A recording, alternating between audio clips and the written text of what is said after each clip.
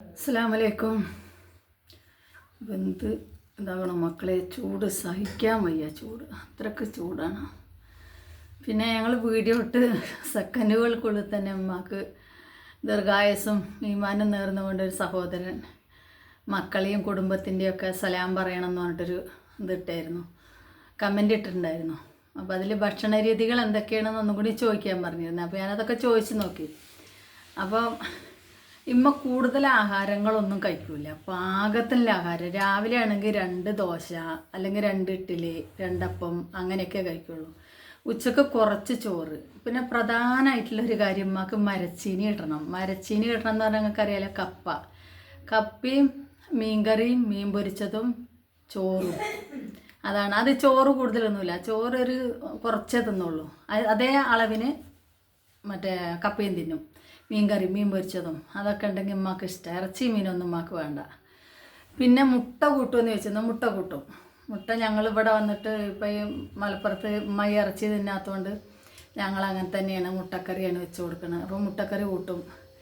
മുട്ടക്കറിയാണ് മറ്റേ ഇറച്ചി വർഗത്തിൽ കൂട്ടുന്ന ഒരു സാധനമാണ് മുട്ടക്കറി.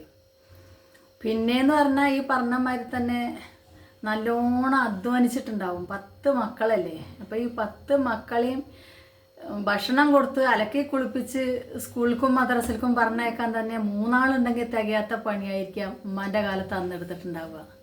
അപ്പോൾ ഇന്നത്തെ കാലത്തൊക്കെ 2 3 കുട്ടികളുണ്ടെങ്കിൽ തന്നെ അവരൊക്കെ കുളിപ്പിക്കാനും സ്കൂളിലേക്കും മദ്രസയിലേക്കും ഒക്കെ പറഞ്ഞേക്കാൻ ഭയങ്കര പാടാണെന്ന് പറയുന്നത്. അപ്പോൾ 10 എണ്ണത്തിൻ്റെ അവസ്ഥയൊന്നും നമ്മളൊന്ന് ആലോചിച്ച് നോക്കണ്ടേ. 11 എണ്ണം ഉണ്ടാകുന്ന അതിൽ 1 മരിച്ചുപോയി. അതിൽ 7ാമത്തെ എന്തോന്നു മരിച്ചിരിക്കണം.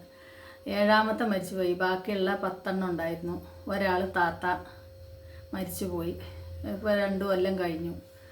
പിന്നെ ബാക്കി 9 ആളും ഇപ്പോഴും ഉണ്ട്, ഹയാത്തിലുണ്ട്. ഓലെ മക്കളും ഓലെ പേരക്കുട്ടികളും.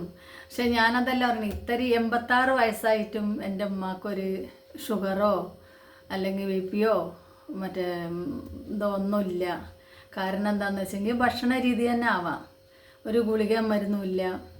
അപ്പോൾ ഇവിടേക്ക് ആദ്യമൊക്കെ വിളിക്കുമ്പോൾ അമ്മ ചോദിച്ചിരുന്നു, അവിടെ മറ്റേ ഉമ്മനെ കൊണ്ടുവരുമ്പോൾ അമ്മ നിന്നിരുന്ന ചെറിയ മകളുണ്ടല്ലോ, ആ മകളെ ചോദിക്കുന്നോട് എന്തെങ്കിലും ഒരു അസുഖം വന്നാൽ പെട്ടെന്ന് ആശുപത്രി കൊണ്ടുപോകാൻ ആശുപത്രികളൊക്കെ ഉണ്ടാകുന്നത്. അപ്പോൾ ഉമ്മ അവിടെ വന്നിട്ട് എന്തായാലും മിഞ്ഞാന്നൊക്കെ ചോദിച്ചിട്ടോ, അടുത്ത ആശുപത്രി ഉണ്ടോ, എന്തെങ്കിലുമൊക്കെ ഉണ്ടായാൽ നമുക്ക് പോകേണ്ടതെന്ന്. അതൊക്കെ ഉണ്ട്, എല്ലാ സൗകര്യങ്ങളും ഇവിടെ ഉണ്ട്. പക്ഷേ എനിക്ക് ഏറ്റവും വലിയ സമാധാനം എന്താ വെച്ചാൽ അമ്മ സ്ഥിരമായിട്ട് ഗുളിക കുടിക്കുന്ന ആളല്ലല്ലോ. പിന്നെ എന്തെങ്കിലും ഒന്ന് അമ്മ അപ്പുറത്തിരുന്ന് ചിരിക്കുക കേട്ടോ. പിന്നെ എന്തെങ്കിലും ഒന്ന് ഉണ്ടാവുകയാണെങ്കിലല്ലേ, അതില്ലാത്ത മാതിരി നമ്മൾ ഇവിടുന്നാട് നോക്കിയാൽ ഭക്ഷണ രീതിയിലും കുളിക്കുന്നതിലും മറ്റുള്ളതിലും ഒന്നും ഒരു മാറ്റമില്ലാതെ അമ്മാൻ്റെ കൃത്യനിഷ്ഠ അവിടെ എങ്ങനെയാണോ നടന്നിരുന്നത് അതുമാതിരി ഇവിടെയാണ് നടന്നാൽ പിന്നെ പ്രശ്നമൊന്നുമില്ലല്ലോ. അപ്പോൾ ആ നേരത്തിനുള്ള ഭക്ഷണം അതേമാതിരില്ലത്. പിന്നെ സുബൈയുടെ മുമ്പ് നീച്ചിരുന്നിട്ട് ഖുർആനോദുണ്ടാവും കേട്ടോ. ഞാൻ സുബൈ നിസ്കാരം കഴിഞ്ഞ് അടുക്കളയിൽ വന്ന് ഇതെല്ലാം ചെയ്യുന്ന സമയത്ത്, നീച്ച് വരുന്ന സമയത്ത് മരുന്ന് ഖുർആനോദുണ്ടാവും. അപ്പോൾ അതൊക്കെ ആയിരിക്കാം ഓല ആരോഗ്യത്തിൻ്റെയും ഓല ബുദ്ധിയുടെയും ഓല കണ്ണിൻ്റെ കാഴ്ചയുടെയും ഒക്കെ. കാരണം നമ്മൾ എത്രത്തോളം അള്ളാഹുവിനോട് അടുക്കും, അള്ളാഹു അത്രത്തോളം നമ്മളിലേക്കും അടുക്കുമല്ലോ. അതൊക്കെ ആയിരിക്കാം. കാരണം അങ്ങനത്തെ ഒരു പാവമ്മ. കാരണം ഒരു അമ്മായിമാനെ പറ്റി മറ്റുള്ളവരിങ്ങനെ പറയുമെന്ന് എനിക്ക് തോന്നിയില്ല കേട്ടോ. കാരണം ഞാൻ പണ്ട് കാലം തൊട്ടേ ഞാൻ പറയും, എൻ്റെ ഉമ്മ ഇങ്ങനെ തന്നെയായിരുന്നു, അമ്മായിമ്മ പോരറിയാത്ത അമ്മ. അപ്പോൾ അങ്ങനത്തെ അമ്മമാരെ നമുക്ക് നല്ല സ്നേഹിക്കാൻ കഴിയുമല്ലോ. നമ്മുടെ അമ്മയാണ് എന്ന് തന്നെ വിചാരിക്കും. എനിക്ക് 2 ഉമ്മയായിരുന്നു, അതിലൊരു ഉമ്മ പോയി, പിന്നെ പെറ്റുമ്മ പോയി, ഇപ്പോൾ 2ാമത്തെ അമ്മയാണിത്. അപ്പോൾ ഇങ്ങനത്തെ അമ്മമാരൊക്കെ കുടിയിലുണ്ടാകണം നല്ലതാണ്. ഭക്ഷണകാര്യം പറഞ്ഞില്ല, ചീര മുരിങ്ങൻ്റെ അമ്മ ഇഷ്ടം പോലെ കഴിക്കും. ഇലക്കറികൾ എന്താണെങ്കിലും ഉമ്മാക്ക് ഇഷ്ടമാണ്. ഇറച്ചി മീൻ ഇതൊന്നും ഉമ്മാക്ക് വേണ്ട. കല്യാണങ്ങളിലൊക്കെ പോയാൽ തന്നെ വെറുംചോറ് ഉണ്ടാകുമല്ലോ, സാമ്പാറൊക്കെ വെച്ചാൽ അങ്ങനത്തെ ചോദിക്കും. അല്ലാത്ത ഒരു ഇതിലും പരിപാടിക്കും പോയിട്ടുണ്ടെങ്കിൽ തന്നെ വേറെ ഇല്ലയെന്നുണ്ടെങ്കിൽ തിന്നാതെ വരികയെന്നല്ലാതെ അമ്മ തിന്നാൻ നിൽക്കില്ല. പിന്നെ നെയ്ച്ചോറാണെങ്കിൽ തിന്നും. നെയ്ച്ചോറിന് നമ്മൾ പരിപ്പ് കറി ഉണ്ടാക്കി കൊടുക്കണം. അതിൽ തിരുവനന്തപുരം ഭാഗത്തൊക്കെ ഒരു പരിപ്പ് കറി വെപ്പുണ്ട്, ആ കറി ഉണ്ടാക്കി കൊടുക്കണം. എന്നാൽ അത് തിന്നും. പപ്പടം പൊരിച്ചത് അതും കൂട്ടിയിട്ട് തിന്നും. പിന്നെ അതിൻ്റെ ഒപ്പം നമുക്ക് ഈ ഉമ്മാൻ്റെ ഭക്ഷണ രീതിക്ക് അനുസരിച്ച് കോഴിമുട്ട പൊരിച്ച് കൊടുക്കാം. എന്നാൽ പിന്നെ ഇറച്ചിയുടെ പകരമായി എന്നുള്ളതിലേക്ക് ഞങ്ങൾ അങ്ങനെ തന്നെയാണ് കൂടുതലും. ഇപ്പം അങ്ങനെ തന്നെയാണ് ചെയ്യണം. മുട്ട പൊരിക്കുക, അതിൻ്റെ കൂടെ മുട്ടക്കറി വെക്കുക, ഞങ്ങൾക്ക് വേറെ കറി ഉണ്ടെങ്കിലും ഉമ്മാക്ക് സ്പെഷ്യലായിട്ട് അതേമാതിരി എന്തെങ്കിലുമൊക്കെ ഉണ്ടാക്കി വെക്കും. പിന്നെ മുരിങ്ങൻ്റെ ഇല അങ്ങനത്തെ സാധനമൊക്കെ ഉമ്മാക്ക് നല്ല ഇഷ്ടമാണ്. പിന്നെ ക്രിസ്ത്യനിഷ്ട ഈ പറഞ്ഞ മാതിരി തന്നെ കമൻറ്റിൽ ഒരാൾ ഇപ്പോൾ ചോദിച്ചില്ലേ സഹോദരനാണോ സഹോദരിയാണോ എന്ന് എനിക്കറിയില്ല. എന്താണെങ്കിലും ഞാൻ ഉമ്മാനോട് പറഞ്ഞു നോക്കണം. ഞാൻ ഉമ്മാനെ ഒന്നും കൂടി കാണിച്ചു തരാം. ഉമ്മ സലാം തിരിച്ച് പറഞ്ഞോളും. അപ്പോൾ ഉമ്മ നിങ്ങൾക്കൊരാൾ സലാം പറഞ്ഞിട്ടുണ്ട്, ആയുരാരോഗ്യം നേർന്നിട്ടുണ്ട്.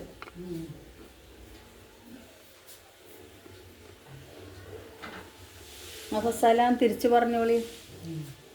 സലാം തിരിച്ചു പറഞ്ഞോളി. പറഞ്ഞല്ലോ. സുഖമായിട്ടിരിക്കാൻ പറയാം എല്ലാവരും. സുഖമായിട്ടിരിക്കും എല്ലാവരും. അപ്പോൾ കേട്ടല്ലോ അമ്മ പറഞ്ഞത്. അപ്പോൾ ഞാൻ നേരത്തെ റൂമിലിരുന്നത്. അപ്പോൾ ഒരു ഇരുണ്ട മാതിരിയുണ്ട്. അപ്പോൾ ഞാൻ ഇപ്പോൾ പുറത്ത് വെളിച്ചുള്ള ഭാഗത്തേക്ക് വന്ന് നിൽക്കുകയാണ്. അല്ലെങ്കിൽ എന്താണെന്നറിയോ, ഒരു ഉരുളിച്ച അവിടെ ഇരുന്നിട്ട്. അപ്പോൾ എന്താണേലും എല്ലാവർക്കും സുഖമാണെന്ന് വിചാരിക്കുന്നു. ഇനി കൂടുതലൊന്നും പറയണില്ല. കാരണം നമ്മളെ ഇപ്പോഴത്തെ സാഹചര്യത്തിൽ ഇങ്ങനെയൊക്കെയാണ് നല്ലതെന്ന് തോന്നുന്നു. കൂടുതലൊന്നും പറയാതിരിക്കാൻ. ഞാൻ എൻ്റെ അമ്മേനെക്കുറിച്ചേ പറയണുള്ളൂ, അല്ലാതെ ആരെക്കുറിച്ച് ഞാൻ പറയണമെന്നില്ല. അതിൻ്റെ ആവശ്യമില്ല. ഏതായാലും ഇത് കഴിഞ്ഞിട്ട് ഞാൻ അടുത്തൊരു വീഡിയോ ഞാൻ ചെയ്യേണ്ട. അപ്പോൾ ചോദിച്ച സഹോദരന് ഭക്ഷണ രീതികളൊക്കെ എങ്ങനെയാണ്, ഇറച്ചി ഒഴിവാക്കുക, പിന്നെ കൂടുതൽ കാര്യങ്ങൾ വേറെയുള്ള ഭക്ഷണങ്ങളൊന്നും ഉമ്മ അന്നും ഇന്നും തന്നെ വാരി വലിച്ച് തിന്നൂല. കുറച്ച് ആവശ്യത്തിന് മാത്രം, അല്ലാതെ തിന്നൂല. അതേമാതിരി തന്നെയാണ് ഈ എണ്ണ പലഹാരങ്ങൾ കൊടുത്താലും അങ്ങനെ തിന്നൂല. നേരെ മറിച്ച് ഈ അട, മറ്റേ പൂവട അങ്ങനത്തെ ഒക്കെ ആവിയിൽ വേവിച്ചിടുന്ന സാധനം ഉണ്ടല്ലോ, ആ സാധനങ്ങൾ തിന്നും.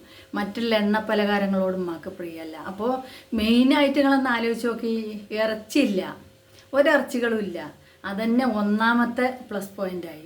രണ്ടാമത് എണ്ണ പലഹാരങ്ങളില്ല, രണ്ടാമത്തെ പ്ലസ് പോയിൻ്റായി. ഏകദേശം ഒരു 80-90% മാർക്ക് കൊടുക്കുന്ന മാതിരിയുള്ള ജീവിതമാണ് ഉമ്മ ജീവിച്ചേക്കുന്നത്. പിന്നെ ആവിയിൽ വേവിക്കുന്ന സാധനങ്ങൾ, അത് അടയോ ഇലപ്പോ മറ്റേ പൂവടയോ അങ്ങനത്തെ സാധനമൊക്കെ. ഇപ്പോൾ തിരുവനന്തപുരത്ത് നിന്ന് വന്നപ്പോൾ എനിക്ക് ഒരു 10-50 പൂവട ഉണ്ടാക്കിയിട്ട് വന്നിരുന്നു. അത് നമ്മളെ ഇവിടുത്തെ മാതിരിയല്ല, മലപ്പുറത്തെ മാതിരിയല്ല. അവിടെ ഒരു ഇല അതിനുണ്ട്, ഈ നമ്മളെ ഈ എന്താണ് നെയ്ച്ചോറിലൊക്കെ ഇടുന്ന ഒരു സൈസ് ഇല ഉണ്ടല്ലോ, അങ്ങനത്തെ ഇലകൾ എടുത്തിട്ടാണ് അവിടെ. അപ്പോൾ ആ പൂവടക്ക് നല്ല മണയിക്കാരം. അത് പൂവടയല്ല, ഒരു കുമ്പിളപ്പം മാതിരത്തെ ഒരു സാധനം. നല്ല രസമുണ്ടായിരുന്നു കൂടുന്നത്. ഞങ്ങൾ 2 ദിവസം 3 ദിവസമായിട്ട് ഫ്രിഡ്ജിൽ വെച്ച് വന്നു. അപ്പോൾ എന്തായാലും ഞങ്ങൾക്ക് കൊതികൂടാൻ വേണ്ടി പറയല്ലോ കേട്ടോ. സാധനങ്ങൾ ഉമ്മ അങ്ങനത്തെയൊക്കെ ഉണ്ടാക്കുമെന്ന് പറയാം. പിന്നെ ഒരു ഇല ഉണ്ട് അവിടെ. ഈ ഇല വെച്ചിട്ട് ഉമ്മ പ്രസവിക്കുന്ന പെൺകുട്ടികളൊക്കെ കുടുംബത്തിലുള്ളവർക്കൊക്കെ ആ ഇല വെച്ചിട്ട് ഒരു പൊടി ഉണ്ടാക്കും. അതെങ്ങനെയെന്ന് വെച്ചെങ്കിൽ പച്ചരിപ്പൊടി ഉണ്ടാക്കിയിട്ട്, പച്ചരി മറ്റേ കഴുകി ഉണക്കി പൊടിച്ചിട്ട് അതിൽ കൂടെ ഈ ഇലയും കൂടി ഇട്ട് ഇത് വറുക്കും, നന്നായിട്ട് വറുക്കും. അത് ഇവിടെ ഉള്ളവർക്ക് പറഞ്ഞാൽ മനസ്സിലാവും. പക്ഷെ ആ ഭാഗത്തൊക്കെ ശീലാന്തി എന്ന് പറയുക ഇലക്ക്, ശീലാന്തി ഇല എന്ന് പറയും. അതൊക്കെ ഈ എനിക്ക് ഇഷ്ടം പോലെ കാണിച്ചു തന്നു ശീലാന്തി ഇല. ഇതേമാതിരി തന്നെ ആ ശീലാന്തി ഇല ഇട്ട് പൊടിച്ച് വറുത്ത മാവൊക്കെ എനിക്ക് കൊണ്ടുവന്ന് തന്നിട്ടുണ്ട്. ഞാൻ അവിടെ പോയാൽ തിന്നലുണ്ട്. എന്നോട് വേണമെങ്കിൽ അതിങ്ങനെ ഉണ്ടായിക്കോളാൻ പറ. പക്ഷേ അതുവരെ ഉണ്ടാക്കാൻ പോയിട്ടില്ല കേട്ടോ. നമ്മൾ ഈ അവലോസും പൊടിയില്ലേ, അവലോസ് പൊടി ഉണ്ടാക്കണ മാതിരിയാണ് അത് ഉണ്ടാക്കി വെക്കുക പ്രസവിച്ച് കിടക്കുന്ന പെൺകുട്ടികൾക്കൊക്കെ. അപ്പോൾ ഞാൻ ചെല്ലുമ്പോൾ കൂടുതലും ഉമ്മാൻ്റെ വീട്ടിലേക്ക് ആ പൊടികൾ ഒരു ഭരണി നിറയെ ഉണ്ടാവും. എന്നിട്ട് 4 മണിക്ക് ചായക്ക് ഈ പൊടിയാണ് ഓരോ സ്പൂൺ ഇട്ടിട്ട് ഓരോ ചെറിയ സാസറിൽ കൊടുത്ത് നോക്കും. അപ്പോൾ അതും ഒരിതാണ്. കാരണം എന്തോ ഒരു നല്ലൊരു മരുന്നാണെന്ന് പറയുന്നത് ശീലാന്തി ഇല. അപ്പോൾ അതൊക്കെ ഇട്ടിട്ടുള്ള പൊടികൾ ഉണ്ടാക്കിയിട്ട് ശരീരത്തിന് വേണ്ട ആരോഗ്യത്തിനൊക്കെ ഉണ്ടായി. എന്താണെങ്കിലും നിങ്ങളൊന്ന് ആലോചിക്കുക, 86 വയസ്സായിട്ട് ഒരു ഗുളികയും മരുന്നും ഇല്ലാതെ, കണ്ണട വെക്കാതെ, ഖുർആൻ ഓതി 5 നേരം നിസ്കരിച്ച് ഉമ്മാൻ്റെ അടുത്ത്. ഇപ്പോൾ ഇവിടെ അടുത്ത് എന്നോട് പറയണപ്പോൾ ഈ വീഡിയോ എടുക്കണതിൻ്റെ ഇടയിൽ കൂടെ ഇപ്പോൾ എന്നോട് പറയണത് എന്താ വെച്ചെങ്കിൽ കുഞ്ഞാപ്പാൻ്റെ കൂടെയുണ്ട് താഴെ. അപ്പോൾ അവിടേക്കൊന്ന് പോവുക. ഞാൻ അന്ന് കണ്ടതല്ലേ, പിന്നെ ആരും കണ്ടിട്ടില്ല, നമുക്കിട്ട് പോവുക എന്ന് പറഞ്ഞാൽ. അപ്പോൾ വീഡിയോ എടുക്കൽ കഴിയട്ടെ, എന്നിട്ട് നമുക്ക് പോകാറുണ്ടാണ് ഇപ്പോൾ നിർത്തിക്കണത്. ഏതായാലും വീഡിയോ 8 മിനിറ്റായി. ഏതായാലും എല്ലാവർക്കും ഈമാനും മാഫിയത്തും ദീർഘായുസ്സും നമ്മളെ ഒരു അപകടങ്ങളിലും കൊണ്ടുപോയിപ്പെടുത്താതിരിക്കട്ടെ. ഉമ്മാൻ്റെ ദുആയും പ്രത്യേകിച്ചുണ്ട്. ഞാൻ ഉമ്മാനോട് ദുആ ചെയ്യാൻ പറയാം. അപ്പോൾ എല്ലാവരും ചാനൽ സപ്പോർട്ട് ചെയ്യുക, ലൈക്ക് അടിക്കുക, സബ്സ്ക്രൈബ് ചെയ്യുക, കമൻ്റ് ഇടുക. അപ്പോൾ അധികം വഴുകാതെ തന്നെ എനിക്കും ലൈവിൽ വരാൻ പറ്റും എന്ന് തോന്നുന്നു. കാരണം ലൈവ് പറഞ്ഞ സംഭവം എനിക്ക് മടിയായിരുന്നു. പിന്നെ എൻ്റെ 2-3 കൂട്ടുകാർ വിളിച്ചിട്ട് പറഞ്ഞു ലൈവിൽ മുഖം കാണിക്കാതെ ചെയ്തൊക്കെ. പക്ഷെ എങ്ങനെ മുഖം കാണിക്കണം, എനിക്കിപ്പോൾ ലൈവിൽ മുഖം കാണിച്ചാൽ എന്താ പ്രശ്നം അല്ലേ? അതിനൊന്നും മടിയില്ല. പക്ഷെ എന്നാലും അപ്പം ചോദ്യങ്ങൾക്ക് മറുപടി പറയാറിയുമ്പോൾ എനിക്കൊരു ഇതുണ്ട്. എന്താണെങ്കിലും ശ്രമിച്ച് നോക്കട്ടെ, പറ്റുകയാണെങ്കിൽ ഞാൻ ലൈവിൽ വരും. ലൈവിൽ വരാൻ പറ്റുകയാണെങ്കിൽ അങ്ങനെ ചെയ്യണമെന്ന് വിചാരിച്ചിട്ടുണ്ട്. ഏതായാലും എല്ലാവർക്കും ഈമാനും മാഫിയത്തും ദീർഘായുസ്സും ഉണ്ടാകട്ടെ. മരണസമയത്ത് അള്ളാഹു ഈമാനോടുകൂടി നമ്മളെല്ലാം മരിപ്പിക്കട്ടെ. ഒരു പ്രശ്നങ്ങളും ഇല്ലാതെ ഒരു ഏടാകുടത്തിൽ നമ്മളെ കൊണ്ട് ചാടിക്കാതെ എനിക്കും എൻ്റെ കുടുംബത്തിനും എൻ്റെ സബ്സ്ക്രൈബേഴ്സിനും എൻ്റെ വീഡിയോ കാണുന്നവർക്കും എല്ലാവർക്കും അള്ളാഹു ഈമാനും മാഫിയത്തും ദീർഘായുസ്സും നൽകട്ടെ. അസ്സലാമു അലൈക്കും. അടുത്ത വീഡിയോയിൽ കാണാൻ ഞാൻ ഹയാത്തോടെ ഉണ്ടെങ്കിൽ.